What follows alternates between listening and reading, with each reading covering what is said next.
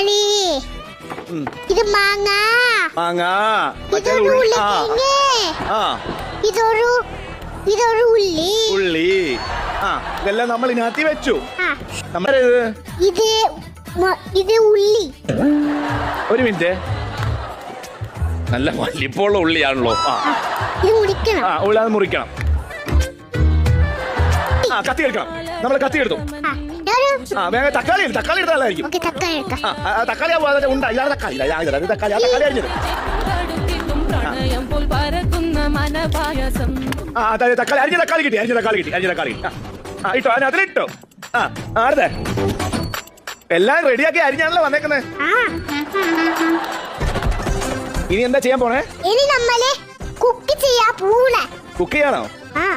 ഉപ്പിട്ടിട്ട് നന്നായിട്ട് വെക്കാം. നന്നായിട്ട് കുക്കാം. അത്ര ഉപ്പ് മതി. അമ്മയ്ക്ക് പ്രശ്നം ഉള്ള